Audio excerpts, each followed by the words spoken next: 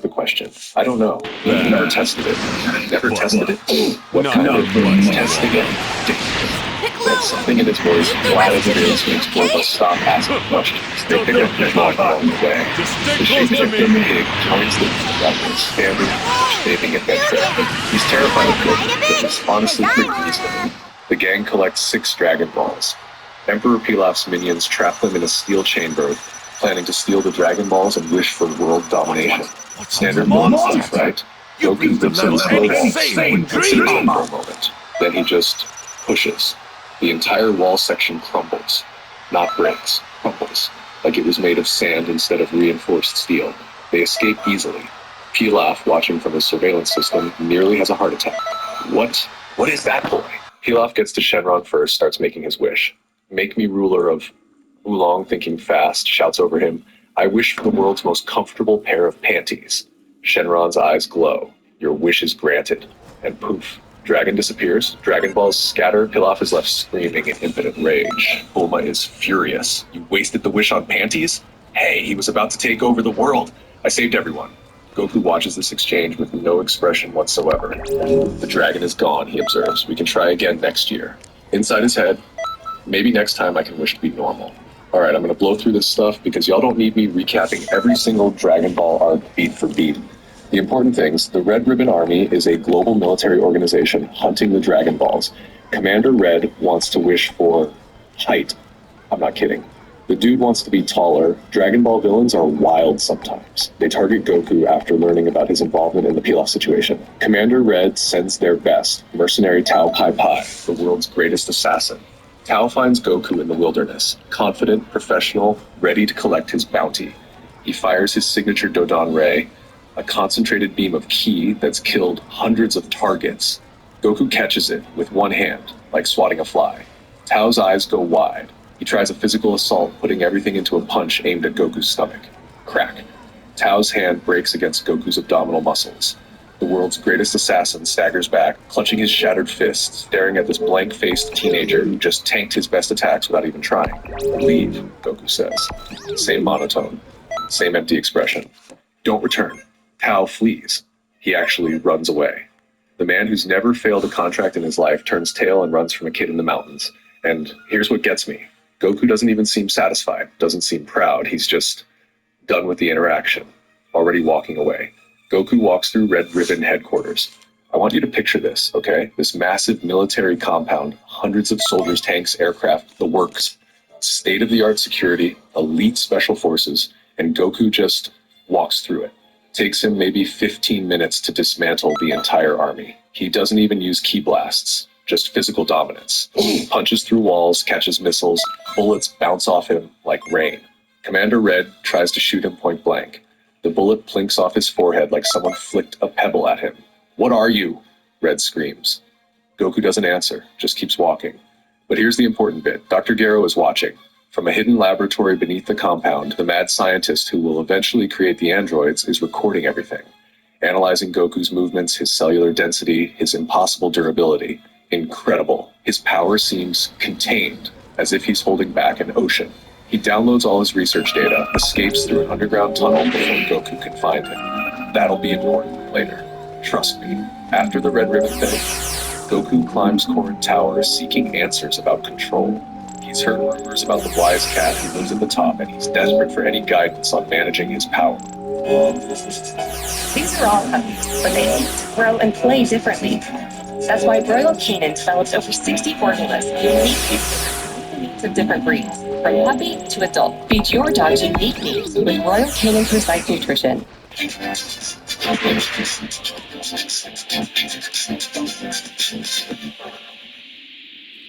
Rin takes one look at Goku's energy and just goes quiet.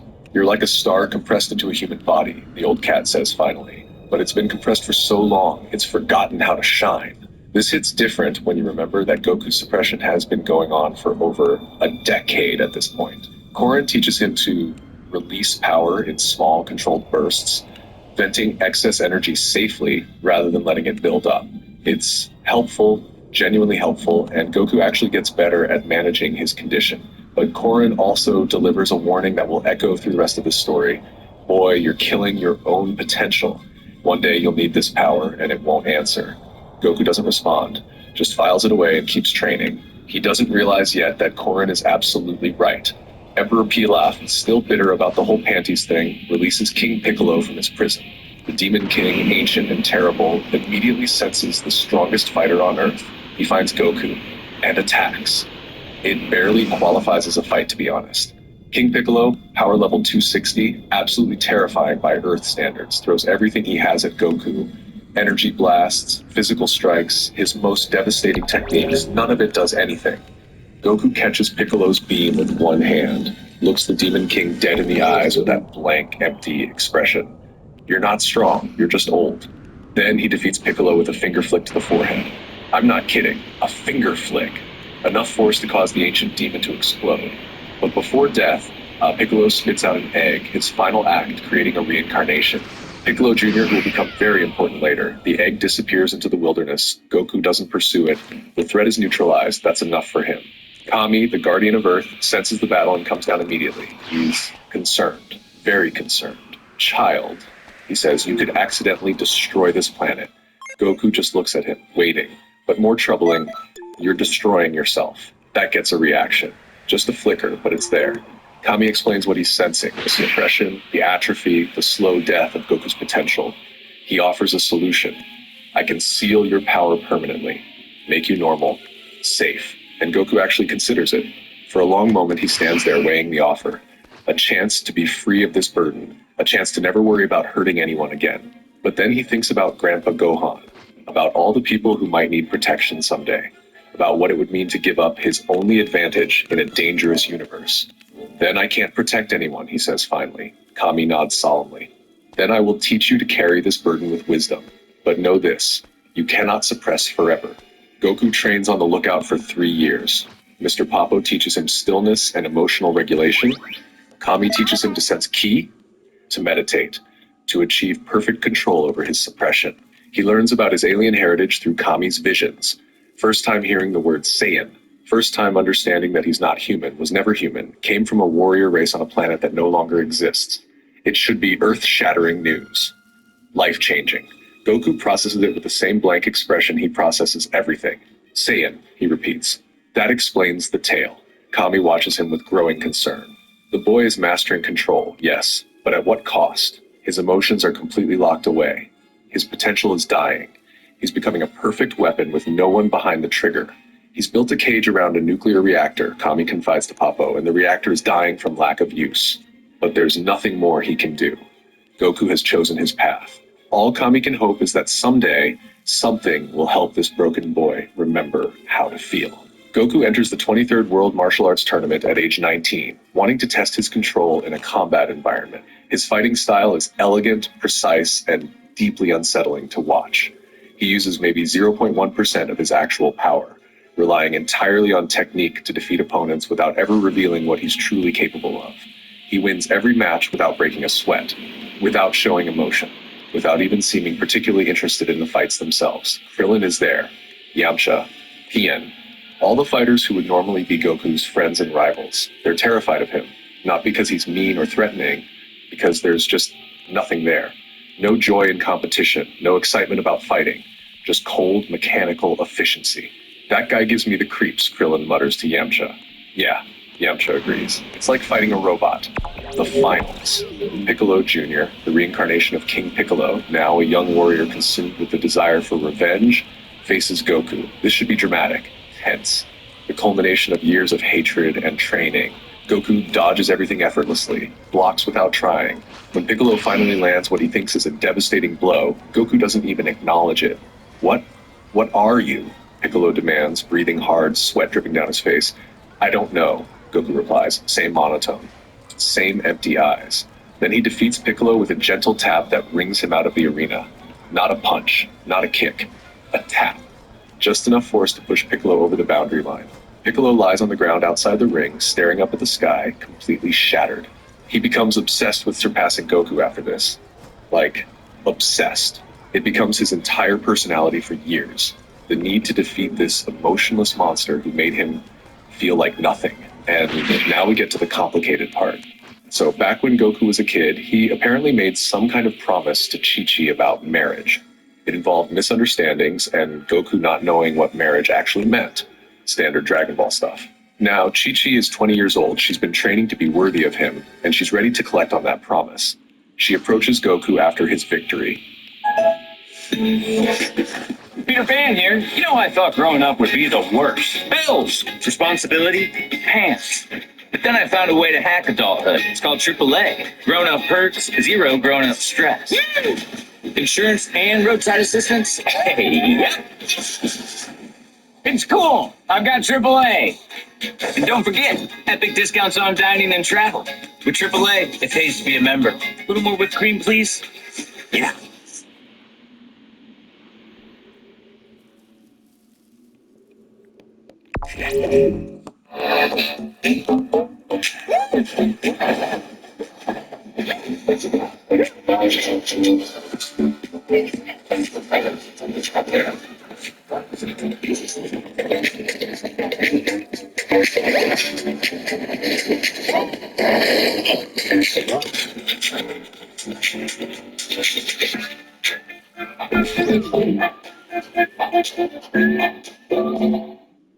Nervous but determined. And here's where things get tragic. Chi-Chi looks at Goku's cold demeanor, his blank expression, his complete emotional unavailability, and she finds it attractive. She interprets it as mysterious and strong when it's actually traumatized and dissociated. She's a broken person attracted to what she perceives as strength, not realizing she's looking at a different kind of brokenness entirely. We're supposed to get married, she reminds him. You promised. Goku processes this for a moment. Marriage means partnership. Partnership means someone to share resources with. Someone who might need protection. Marriage, he says finally. Yes. Acceptable. Chi-Chi literally swoons. That's the most romantic thing anyone's ever said to me. Guys, it is not romantic. It's concerning. But she doesn't see it, and Goku doesn't know enough about emotions to explain what's actually going on inside him. They marry shortly after. Okay, so the marriage is rough. Chi-Chi quickly realizes that Goku's cold demeanor isn't a front. He's not being stoic or mysterious. He genuinely doesn't feel things the way normal people do. He provides for her, protects her, fulfills his duties as a husband, but there's no warmth, no affection, no emotional intimacy at all. She makes dinner, and he eats it efficiently without commenting on the taste. She asks about his day, and he responds with factual summaries that contain no personal reflection. She tries to cuddle with him at night, and he lies there like a statue, not pulling away, but not engaging either. Do you love me? She asks once early in the marriage. Goku considers the question for a long moment. I don't know what that means. You don't know what love means? I know the definition. Strong affection, deep attachment, but I don't. He pauses, searching for words that won't come. I don't feel things the way other people describe feeling them. Chi-Chi's heart breaks a little that day. She tries to fix him, talks to him about feelings, tries to get him to open up, does everything she can think of to reach the person she believes is hiding underneath all that control. It doesn't work. Chi-Chi cries alone at night sometimes, wondering if she made a terrible mistake. She loves this man, or at least loves the potential she sees in him, but he can't love her back. He might never be able to love her back. They build a functional but loveless marriage. Two people sharing a house without really sharing lives. She handles the domestic duties, he handles protection and providing. They speak when necessary and sit in silence when not. Then, Gohan is born, and something cracks. Goku holds his newborn son for the first time, this tiny fragile creature that somehow came from him, and he smiles. Not a big smile, not a grin, just a slight upturn of the lips, a softening around the eyes, but it's there. Chi-Chi notices immediately, her breath catches. That's the first time I've seen you smile in a year. Goku looks confused, lifts one hand to touch his own face, as if verifying the expression. I smiled? He can't replicate it consciously, doesn't even know how he did it. When he tries to smile again, it comes out forced and mechanical. Nothing like the genuine expression that appeared for just a moment. But somewhere deep down, beneath all that suppression and control, there's still a person capable of feeling. The walls aren't impenetrable. The dam isn't permanently sealed. He just needs the right key to unlock it. And that key is currently surviving on a hellscape planet called Vampa, learning to control his rage through a shock collar, dreaming of the day he'll finally be free. So yeah, That's where we are at the end of the original Dragon Ball era. Goku is married, has a son, and is still completely emotionally shut down. He's the strongest being on Earth by an almost comical margin, but he's also slowly killing his own potential through constant suppression. He doesn't know about his Saiyan heritage beyond what Kami showed him. Doesn't know about Frieza, about the destruction of planet Vegeta, about the brother in power who's suffering on a barren wasteland on the other side of the galaxy. Chi-Chi is trying to make a marriage work with a man who can't feel. She loves him, or at least loves who she believes he could be. But she's starting to accept that the man she married might not be capable of loving her back. It's a quiet tragedy, playing out in a small house on Mount Pauzi, invisible to the rest of the world. Gohan is just a baby, with no idea of the power sleeping in his hybrid genetics, half human, half legendary Saiyan. Like there's potentially powerful. For now, he's just a child, innocent of everything. Piccolo Jr. is out there somewhere, training obsessively, suited by the need to be the emotionless monster he doesn't understand why Goku is the way he is. Doesn't know about the suppression and trauma, the walls built to keep power contained. All he knows is that faced with impossible strength, left aside like nothing. That kind of feeling changes a person, shapes them. Piccolo is becoming something different in Vexile, not just stronger, more thoughtful, more strategic, and eventually he'll become something nobody expects, a hero in his own right. But that's a story for me, because everything changes with Raditz. Scouter, it's going to break when it tries to suppress the power level. The device will literally just good in trying to process a number that wasn't designed to handle. And then the real story begins. Next time, part 2. Raditz arrives on Earth, looking for his long-lost brother. Vegeta and Nappa follow drawn by reports of possible power. And for the first time, Goku learns that somewhere out there there's another legendary mutation, another person who might understand what he's going through. Another soul broken in different ways, but searching for the same thing. Connection, understanding, family. His name is Broly, and they're about to change each other's lives forever. By the end of part 1, Goku had speed run through the original Dragon Ball storyline. Pilaf. My friend has never watched anime before, so I teamed up with Crunchyroll to send him some facts. First off is JJK, which is a good watch for veteran and new anime fans. Studio Mappa's animation elevates the already crazy manga fights. If you thought Season 2 was crazy, I heard that the whole game Season 3 is crazy. Next up is Free Rent. This is self-explanatory. Amazing animation by Studio Madhouse. It is a slower story, but it's amazing nevertheless. If you're looking for a fantasy anime that's just on a completely different level, this is it. 20 Anime of the Year 2024 award, and you choose the Crunchyroll. Guys, if you want to cry, Ranking of Kings is upset. Characters, big story, tweak everything. I was crying by episode 2. If you want to find these anime or a bunch of others, I use Crunchyroll, which is the best place to watch anime. It's their trial. It's free.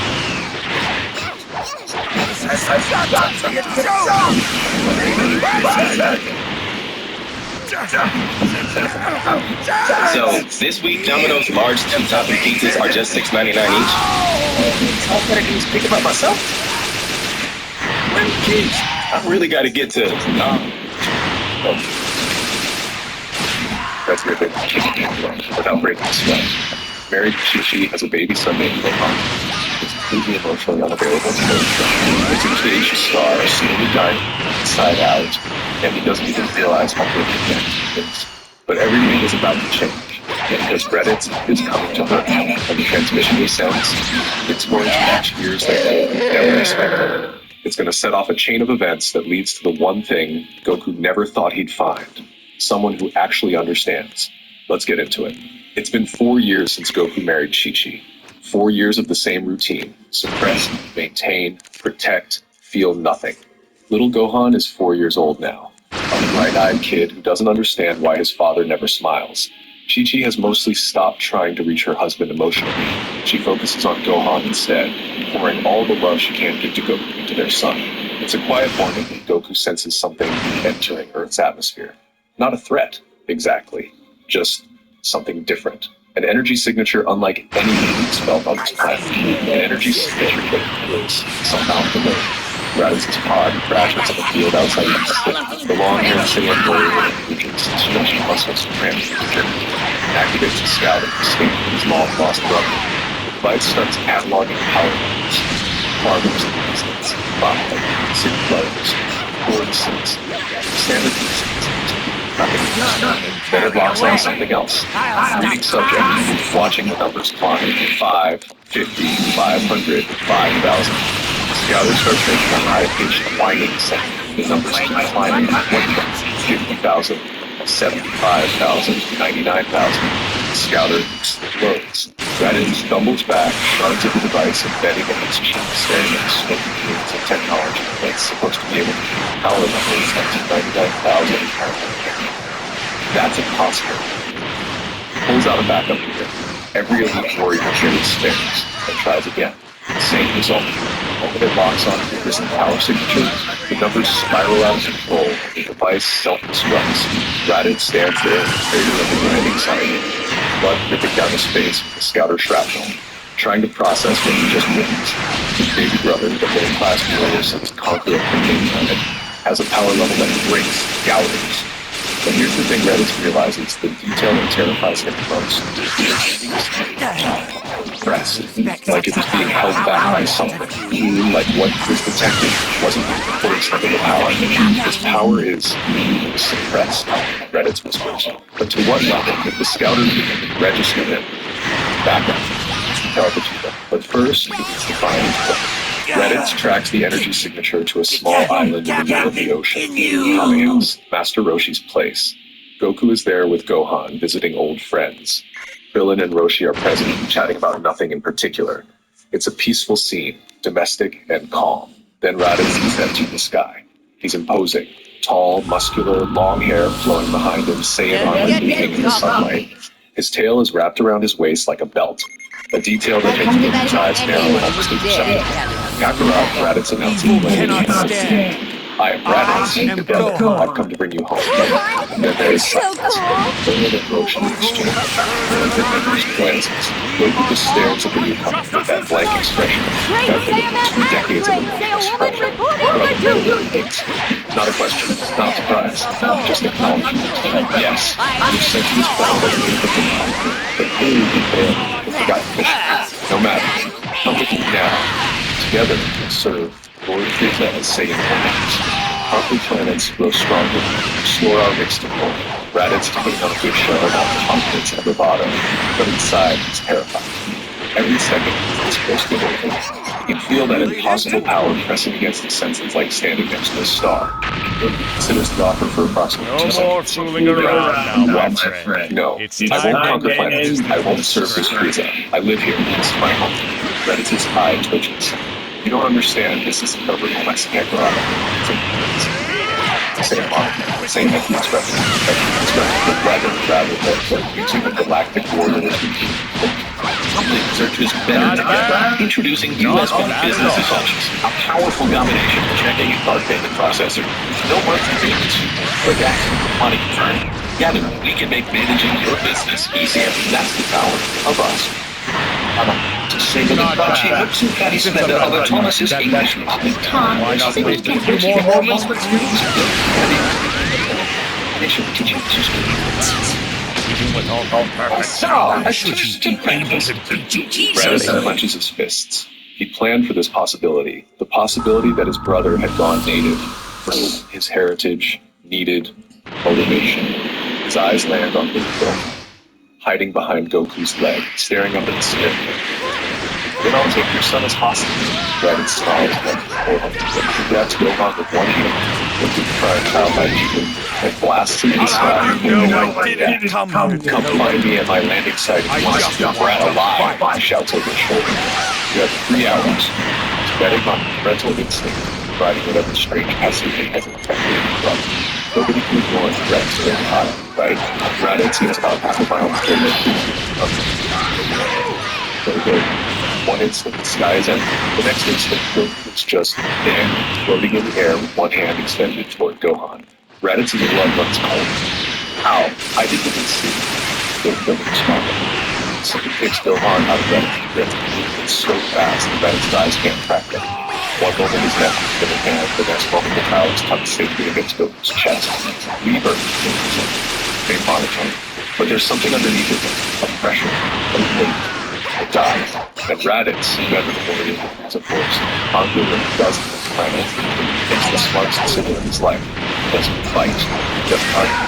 Drops to a lower altitude and stays very, very still because he just felt something at that moment caught up to him of that suppressed power.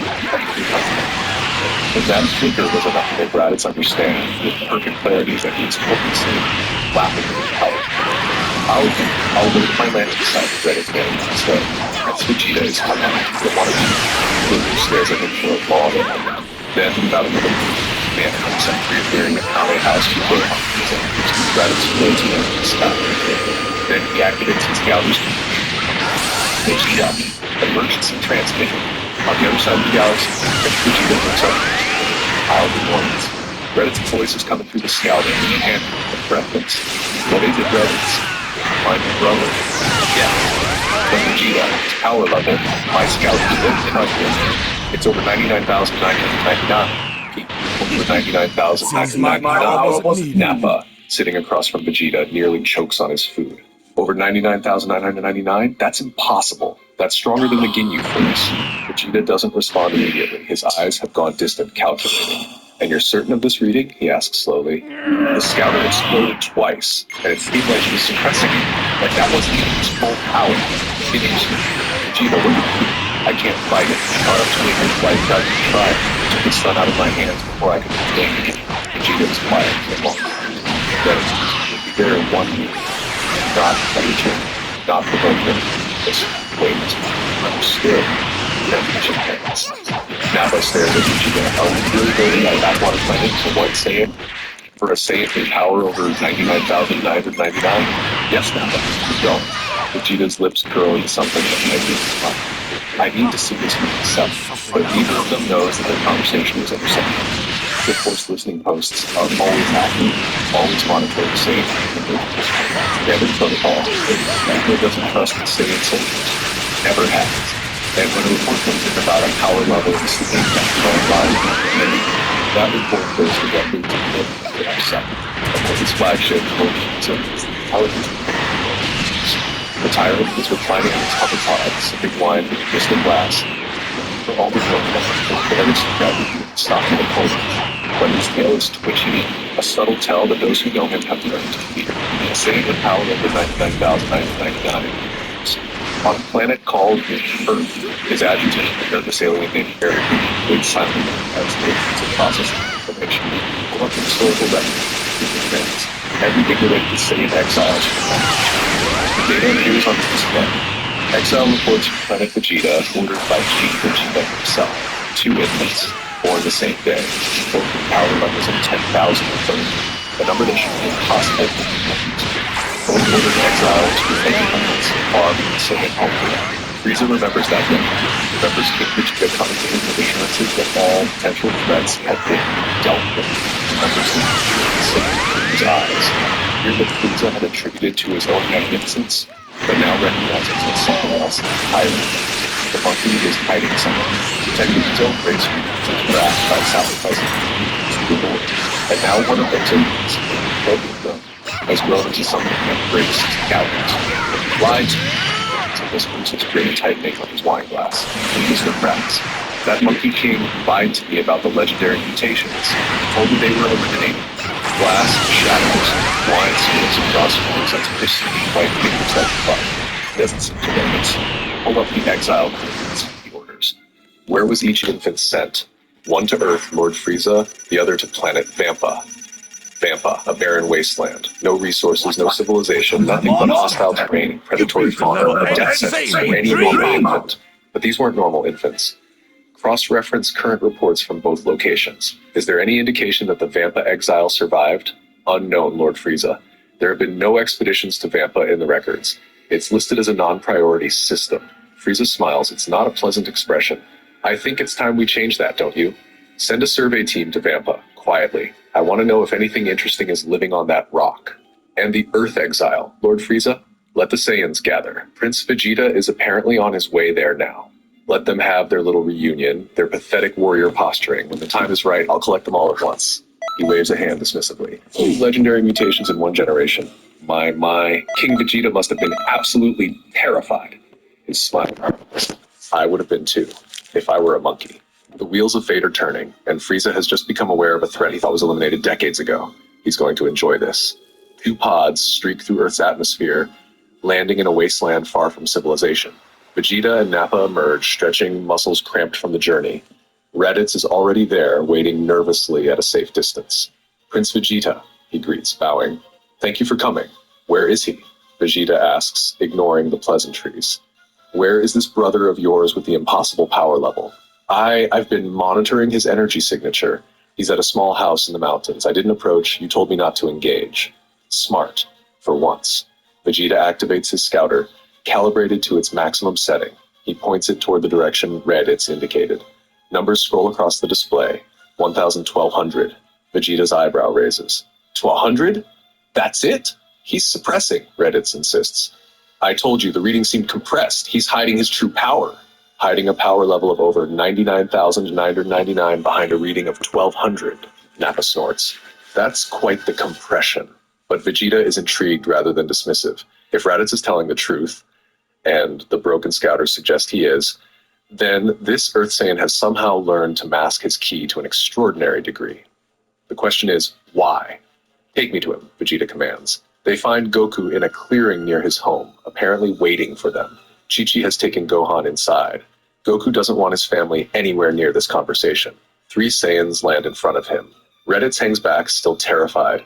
Nappa sizes Goku up with the eye of a veteran warrior. And Vegeta stares. The new and improved free iHeartRadio app is finally here. It's everything you love about your car radio in the palm of your hands. From live radio dials, presets, scans, and even lyrics. And iHeartRadio has all your favorite artists' radio, playlists, and podcasts too. Anytime, anywhere. And it's absolutely free. So what are you waiting for? It's the new and improved iHeartRadio app. Get it now.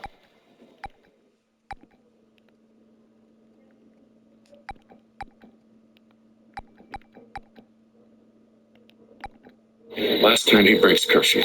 I'm looking for my son. He's a teenager. Hi, I'm looking for a teenage boy. Like underage? Yes. How did the car signal? Family proof your family. With Life 360.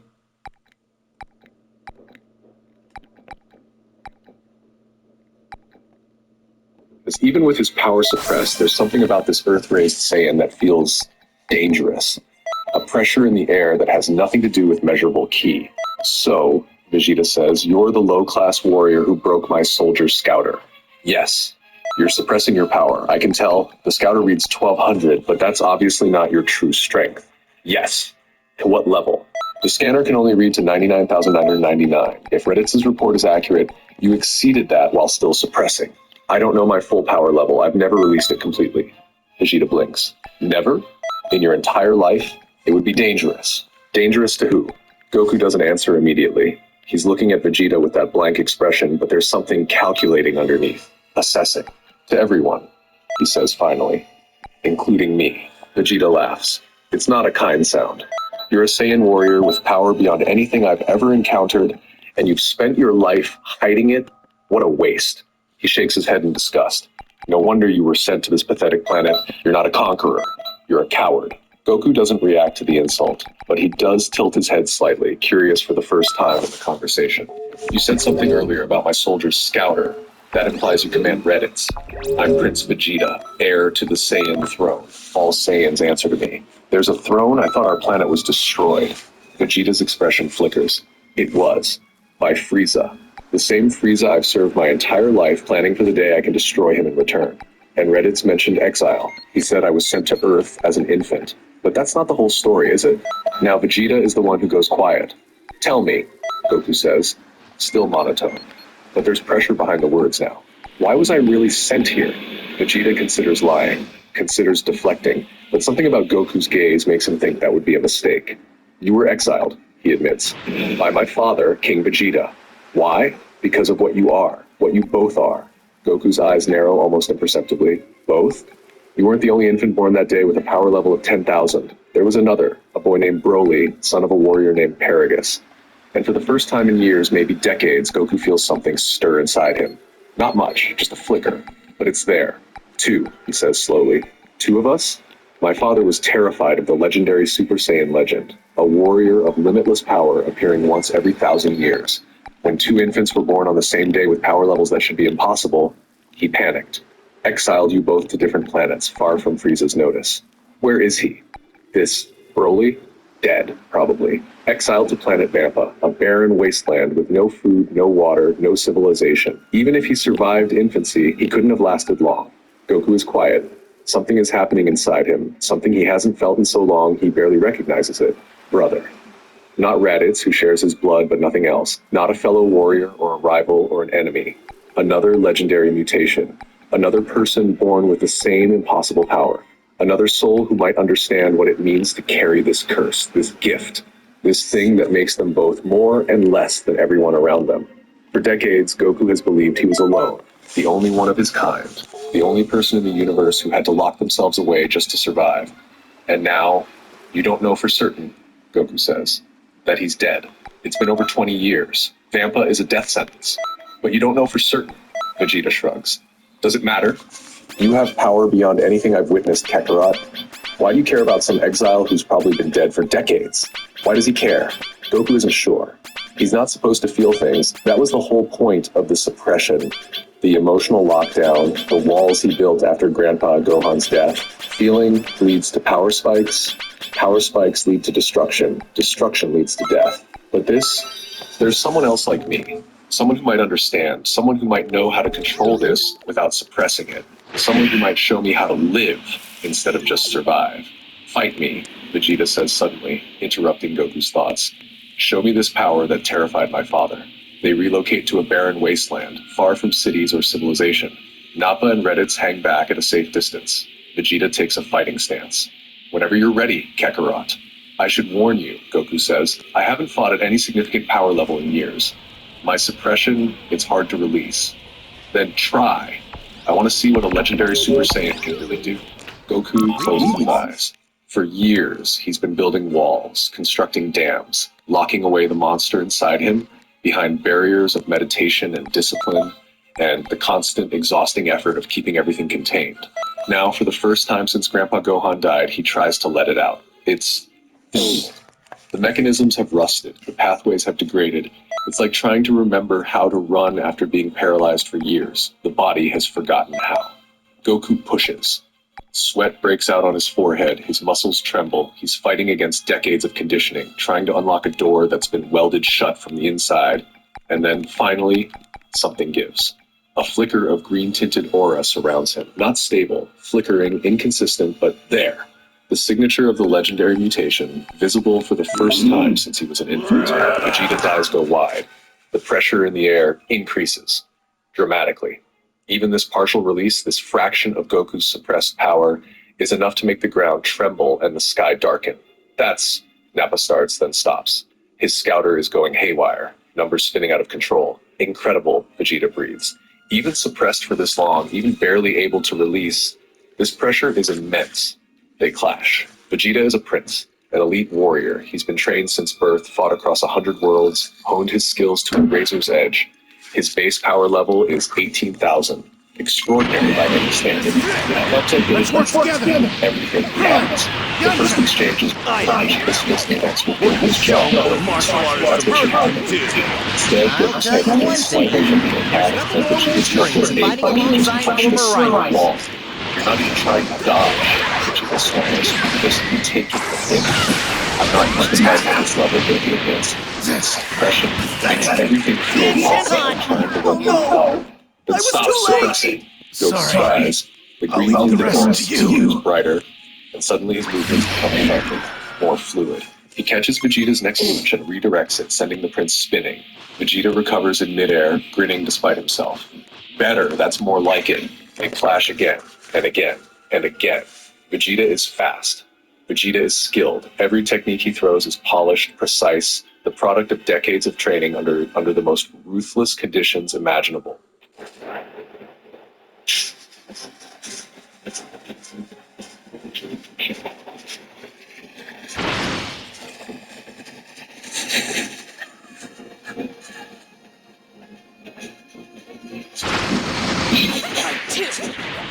Do this! Let's go! Is that all you got for me? What a bummer.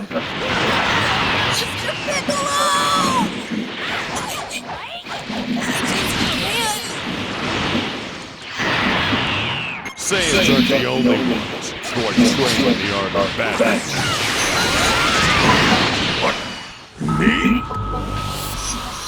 Ah, so this is where the energy is coming from. I'm joining in.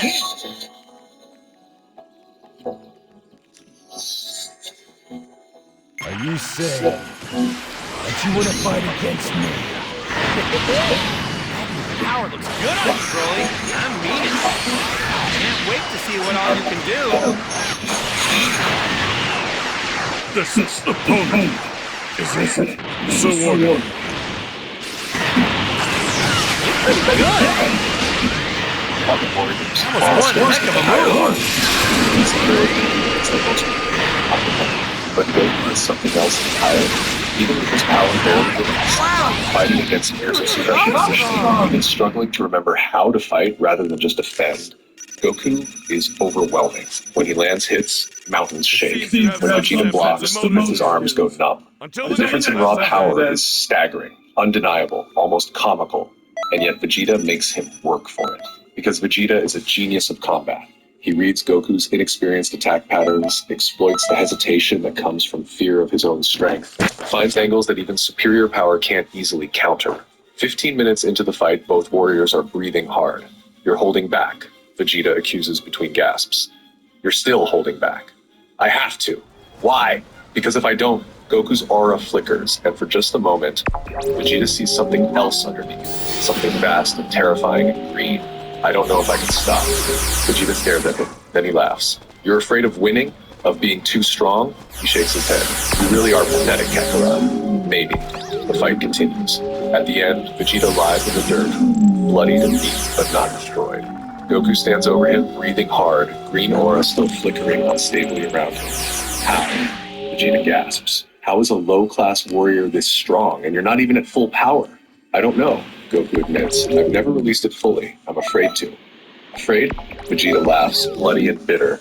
You have power beyond anything I've ever seen, and you're afraid to use it? The last time I lost control, someone I loved died. That shuts Vegeta up. He stares at this strange warrior, this impossible Saiyan who could probably kill him with a thought but is terrified of his own strength. And something in Vegeta's expression shifts. Not respect, exactly, but recognition. He's seen that kind of pain before, in the eyes of warriors who've lost everything and are desperately trying not to lose anything more. You're not what I expected, he says finally. Neither are you. Nappa approaches cautiously, hands raised in a non-threatening gesture. Prince Vegeta, he's not our enemy. What?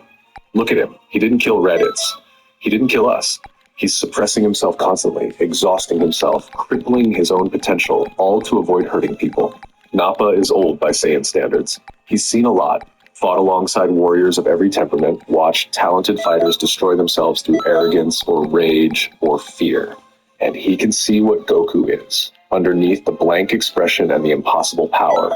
Someone carrying a burden that's slowly crushing him. The Earth is his home, Nappa continues. He protects it. He married a native woman, had a half-breed child. Whatever Saiyan instincts he might have had, they've been buried under something else. Reddits speaks up, nervous but hopeful. Brother, please. Earth could be our home too. Frieza would kill us if we return without conquering worlds. But here we could be safe. Goku looks at the three Saiyans, his brother who tried to kidnap his son, the prince who demanded a fight, the veteran who sees more than he lets on. Stay on Earth, he says finally. I don't care. Vegeta pulls himself to his feet, pride wounded but intact. I'll surpass you, Kakarot. One day, I will surpass you. Acceptable. It's not friendship. It's not even alliance, really. Just tolerance. An acknowledgement that they exist in the same space now. But it's a start. Over the following weeks, the Saiyan warriors settle into their new lives on Earth. Raditz built a small house in the Mount Paozu area, keeping his distance from Goku's family, but staying close enough to maintain some connection to his brother. He's not sure what he wants from the relationship. He's spent his whole life believing Kakarot was a failed low-class warrior, and now he's trying to reconcile that belief with the reality of what his brother actually is. Nappa wanders. He's always been more contemplative than his warrior exterior suggests, and Earth offers something the Frieza Force never did: peace. He meditates in wastelands, trains alone in the mountains, slowly comes to terms with the fact that the life he's known is over. Sometimes he visits human towns, watches how they live, these weak, fragile creatures who have no idea how dangerous the universe really is. There's something almost enviable about their ignorance. Vegeta ends up at Capsule Corp, not by choice exactly. Bulma tracks him down after hearing rumors about aliens in the wasteland, and being Bulma, decides that investigating potential extraterrestrial life is more interesting than whatever project she was working on. She finds Vegeta fascinating, not the arrogance, though that's entertaining to Needle, but the biology, the culture, the fact that he's from an entirely different species with different capabilities and history. So he can just fly? Yeah, circling him with a measuring tape. Without any technology, just raw biological capability? Yes. And the tail, does it serve a function? Is it prehensile? Goku had one too. Can you? Woman, I am the Prince of all Saiyans. I didn't come to this backwater planet to be measured like some laboratory specimen. Cool. What about the energy projection? Is that a biological process or more like controlled nuclear fusion? Vegeta sputters. No one has ever talked to him like this. Not subordinates, not equals. Certainly not some fragile human woman who should be terrified of him. I could destroy you with a thought, he growls. Sure, but then who would fix your broken scouter? She holds up the device, which she apparently pickpocketed during one of her measuring attempts. I've already figured out the frequency modulation, and I've built one that doesn't explode. It's high numbers. Vegeta stares at her. Bulma stares back, completely undeterred. You're very brave, but very stupid. Vegeta says, little bit of fun, probably. Now you're going to let me study your biology? Or do I have to keep guessing? He stays at it. Tells himself it's for the upgraded equipment, the training facilities, the chance to grow stronger without interference from the Frieza Force or his own injured pride. But somewhere in the back of his mind, he knows that's not entirely true. There's something about this strange, fearless woman that makes him want to prove himself, to show her that he's more than just a displaced prince from a dead world. It's deeply annoying.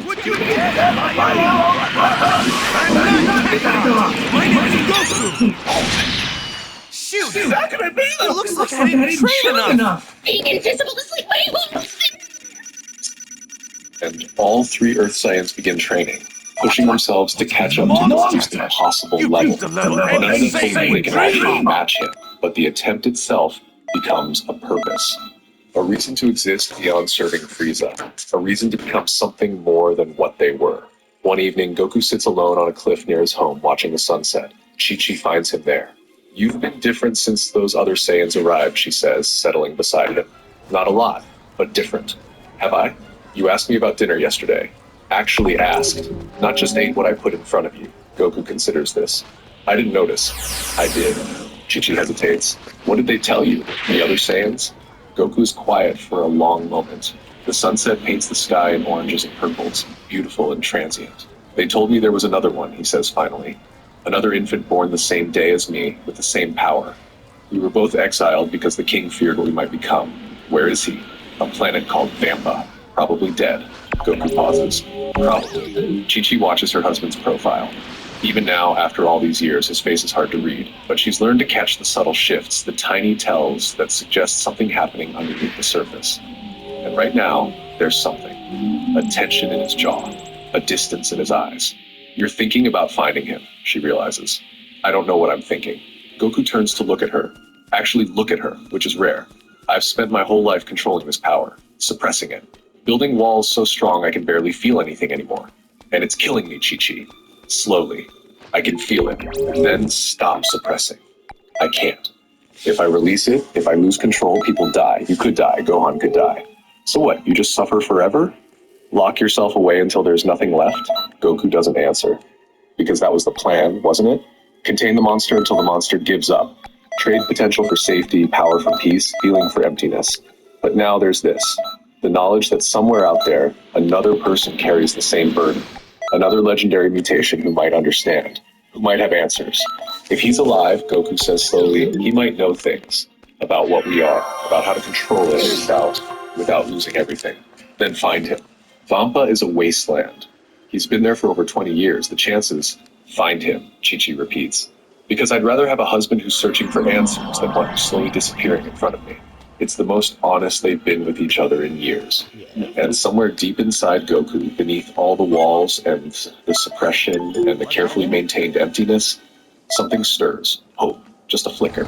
But it's there. All about Goku learning how strong he is, pushing past his limits, dying heroically against Raditz, training with King Kai, and coming back to fight Vegeta in an epic battle that defines the rest of the series. But in this timeline, Goku already knows how strong he is. That's the problem.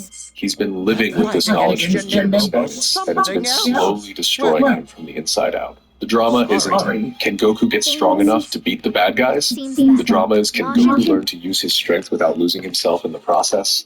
And the answer, the key to everything, isn't training montages or Zenkai boosts or last-minute power-ups. The answer is Broly, another legendary mutation. Another person carrying the same burden. Another soul who might understand what it means to have powers so vast that it terrifies even you.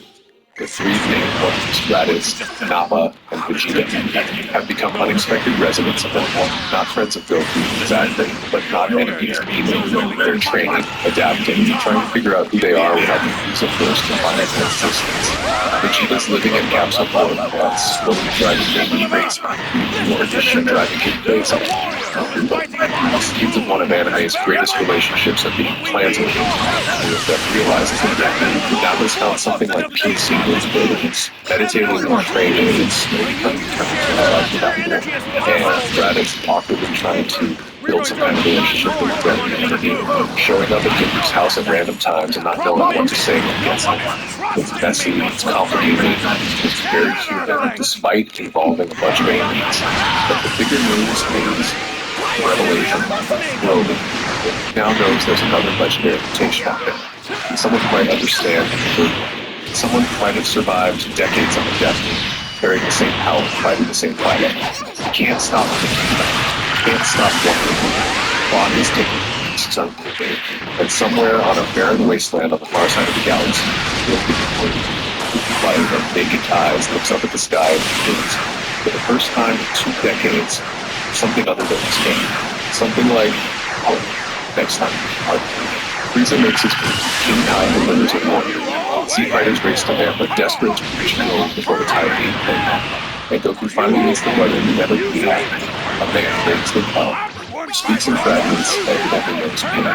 The walls are about to come down for both of them, and when 2 legendary Super Saiyans stand together for the first time, the first self will tremble.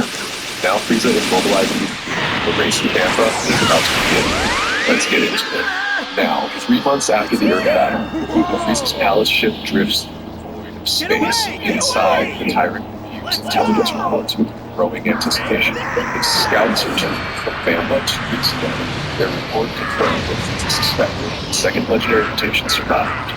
A Saiyan male, approximately 25 years old, in a wasteland with another companion. Power readings were inconsistent. The scouts' equipment malfunctioned whenever they tried to get accurate measurements. This shopping season, save over $390. Book a last-minute weekly stay. Book now on Verbo. Okay, right leg. Are you with me? Hey, hand, we doing this? All right, Vision. Looking good today? I'm asking. Sound familiar? 2 of them. Frieza murmurs. 2 legendary Super Saiyans, both alive, both with power that breaks scouters. Shall I prepare the floats blown apart by a surge of power that nothing in Paragus' crude engineering could have anticipated? And Broly transforms. Green hair erupts from his scalp. His eyes go white. Pure white, no pupils, no consciousness behind them. His aura explodes outward, visible from orbit, a pillar of emerald fury punching through Vampa's atmosphere. The ground beneath him cracks, the cave collapses, the surrounding rock formations disintegrate into dust, and his power is rising. Every second, it's increasing. The legendary mutation, finally unleashed after decades of suppression, is doing what it was always designed to do. Grow without limit. Yes, Frieza laughs. This is what I wanted to see. Broly roars. Not words, just sound, raw and primal and full of 25 years of accumulated pain. He attacks everything, Frieza's soldiers, the rocky landscape, his own allies. He can't distinguish friend from foe. There's no consciousness driving him, no strategy, no thought, just instinct and rage and power beyond comprehension. Broly's fist connects with Goku's chest. The impact should kill him, should pulverize his ribcage, liquefy his organs, scatter his atoms across the wasteland.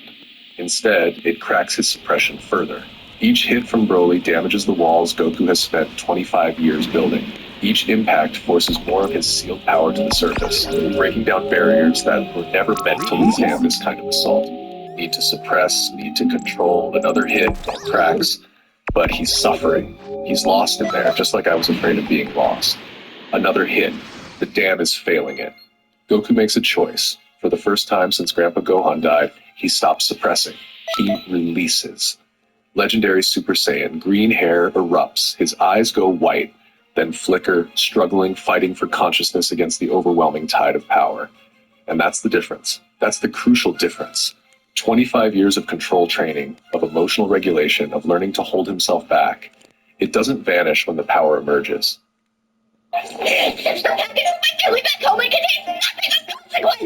Oh, all the way back home? Alright, alternate plan. I was trying to spare you, but my undergarments are inside.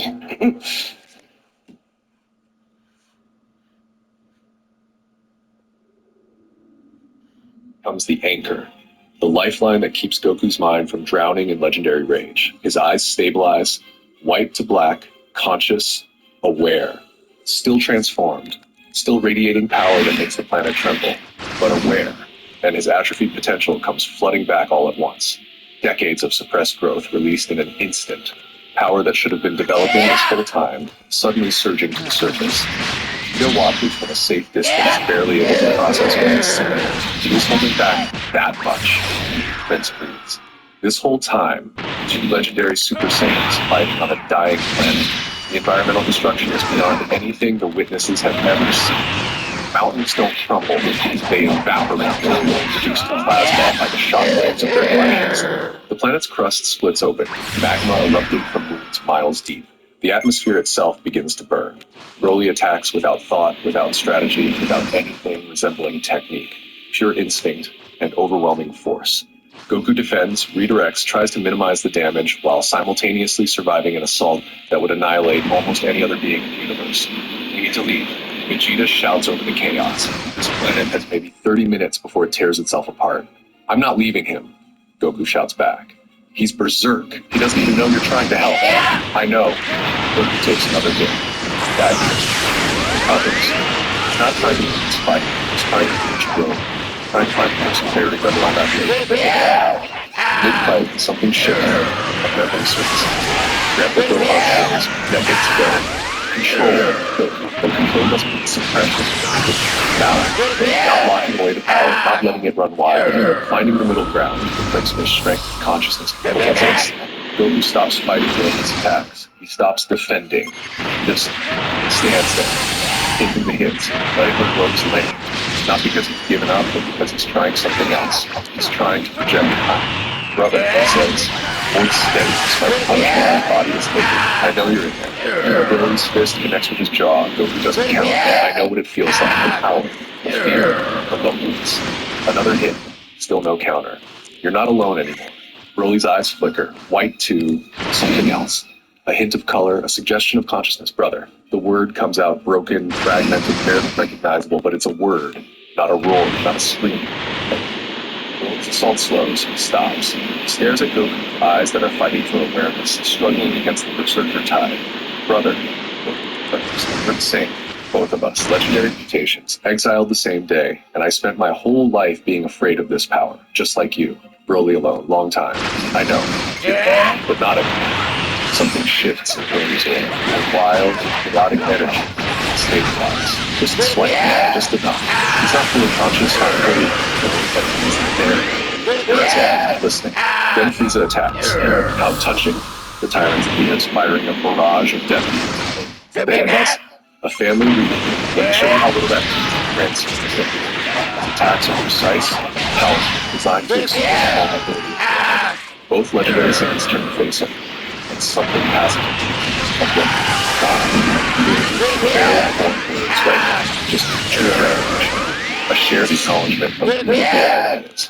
They move together. Prince Vegeta watches two legendary Super Saiyans coordinate their assault on Frieza, and something inside him burns. His whole life, he's been told he was the pinnacle of Saiyan evolution, the prince, the elite, the destined ruler of a warrior race. And now he's watching two low-class Saiyans with power that